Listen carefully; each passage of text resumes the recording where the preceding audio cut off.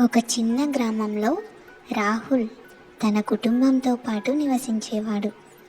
అతని కుటుంబం అంతా దేవుని యందు భయభక్తులు కలవారు. అతని జీవితంలో ఎన్నో కష్టాలు వచ్చేవి. అతని పొలాలు పండేవి కాదు. కుటుంబం ఆర్థికంగా చాలా ఇబ్బందులలో పడింది. రాహుల్ ఎప్పుడూ ఆలోచిస్తూ ఉండేవాడు. నేను ఎంత కష్టపడ్డా ఎప్పటికీ నా జీవితం మారదు. ఎందుకు ఇంత కష్టం వస్తుంది? ఒకరోజు రాహుల్ కూర్చొని ఆలోచిస్తూ ఉండగా అతని అమ్మ దగ్గరికి వచ్చింది. ఆమె అతని భుజంపై చేయి వేసి అడిగింది, రాహుల్, ఎందుకు ఇంత బాధపడుతున్నావు? రాహుల్, అమ్మా, నేను ఎంత కష్టపడ్డా ఎప్పటికీ నా జీవితం మంచి దిశగా పోవట్లేదు. ఏం చేయాలో నాకు తెలియట్లేదు. అమ్మ చిరునవ్వుతో, నువ్వు ఒక విత్తనం నాటినప్పుడు అది వెంటనే మొలకెత్తదు కదా. విత్తనం కోసం సమయం పడుతుంది. కానీ నీవు నమ్మకంగా నీరు పోస్తే అది రోజు పెరుగుతుంది. అలాగే నీ జీవితం కూడా ఒకరోజు బాగుపడుతుంది. దేవుడు మనతో ఎప్పుడూ ఉంటాడు. మనం ఆయనపై నమ్మకంగా ఉంటే ఈ కష్టాలు తాత్కాలికమై మనకి కూడా మంచి సమయం వస్తుంది. రాహుల్ ఆ మాటలు గమనిస్తూ తన పొలంలో ఒక చిన్న విత్తనాన్ని నాటాడు. ప్రతిరోజు దానికి నీరు ఇవ్వడం మొదలుపెట్టాడు. కొద్ది రోజుల తర్వాత అతనికి ఒక చిన్న మొలక కనిపించింది. అది అతని హృదయంలో ఒక చిన్న ఆశను పుట్టించింది. ఆ రాత్రి రాహుల్ కలలో ఒక వ్యక్తి కనిపించాడు. ఆ వ్యక్తి ముఖం మీద శాంతి మరియు ప్రేమ కనిపించాయి. రాహుల్, నేను నీతో ఉన్నాను. నీ కష్టాలు తాత్కాలికమే. నీవు నమ్మకంగా ఉండి ధైర్యం కోల్పోకూడదు. నేను నీతో ఉంటాను. నీ జీవితం మంచి దిశలో పరిగెడుతుంది అని అన్నాడు. మరుసటి రోజు రాహుల్ తన కళ గురించి ఆలోచిస్తూ మరింత ధైర్యం సంతరించుకున్నాడు. అతను తన పనిని కొనసాగిస్తూ ఉన్నాడు. కొన్ని నెలల తర్వాత అతని పొలాలు పండడం ప్రారంభించాయి. అతని కుటుంబం ఆర్థిక ఇబ్బందుల నుండి బయటపడింది మరియు అతని జీవితం చాలా మారిపోయింది. రాహుల్ తన అమ్మకు కృతజ్ఞతలు తెలిపాడు. అమ్మా, నువ్వే నాకు ఆశ అనే విత్తనం నాటావు.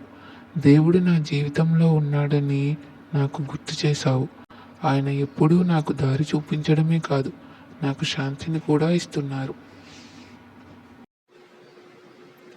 అమ్మ చిరునవ్వుతో చెప్పింది, రాహుల్, దేవుడు మనలను ఎప్పటికీ వదలడు. మనం ఎక్కడ ఉన్నా, ఎంత కష్టంలో ఉన్నా ఆయన ఎప్పుడూ మనతోనే ఉంటాడు.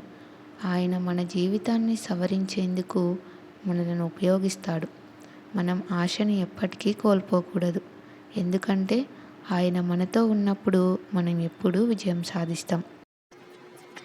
ఇలా రాహుల్ తన తల్లి నుంచి ఆశ, ధైర్యం మరియు నమ్మకాన్ని పొందాడు. దేవునిపై ఎంతో నమ్మకాన్ని తెచ్చుకున్నాడు. ఇది అతని జీవితాన్ని మార్చడంలో చాలా సహాయపడింది.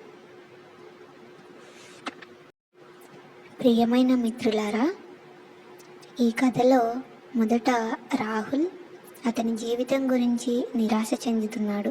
కానీ అతని తల్లి అతనికి నమ్మకం ఇవ్వడం ద్వారా అతను ధైర్యం పొంది విత్తనం నాటాలని నిర్ణయించుకున్నాడు. అలాగే మన జీవితంలో కూడా ఎన్నో సమస్యలు వచ్చినప్పుడు దేవుని మీద నమ్మకమే మనకు విజయాన్ని తెస్తుంది. దేవుడు మన నమ్మకాన్ని పరీక్షిస్తాడు, కానీ ఆయన ఎప్పుడూ మనతోనే ఉంటాడు. దేవుడు మనల్ని కష్టకాలంలో ఓడిపోకుండా మనకి సహాయం చేయడానికి, మార్గనిర్దేశం చేయడానికి సిద్ధంగా ఉన్నాడు. రాహుల్ కలలో దేవుని సందేశం ద్వారా నేను నీతో ఉన్నాను అనే మాటలు అతనికి నూతన శక్తిని ఇచ్చాయి. మేము కూడా దేవుని అందించిన ఆశతో మన సమస్యల్ని అధిగమించగలుగుతాం. రాహుల్ తన తల్లి మాటలు వినిపించి దేవుని మీద నమ్మకం పెంచుకున్నప్పుడు అతని జీవితం మెరుగుపడింది. దేవుని మీద మన నమ్మకం కూడా మన జీవితంలో మార్పును తీసుకొస్తుంది.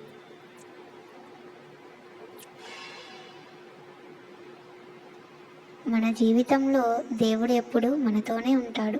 కష్టాలు వచ్చినప్పటికీ మనం ఆయన మీద నమ్మకం ఉంచితే ఆయన మన పట్ల కరుణతో ఉంటాడు.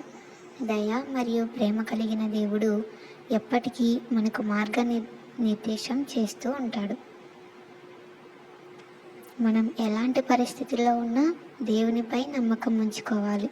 ఆయన మనం కోరుకున్నది ఇవ్వడమే కాకుండా మనకు అవసరమైన సమయానికి నమ్మకం, శాంతి మరియు ధైర్యం ఇవ్వగలడు.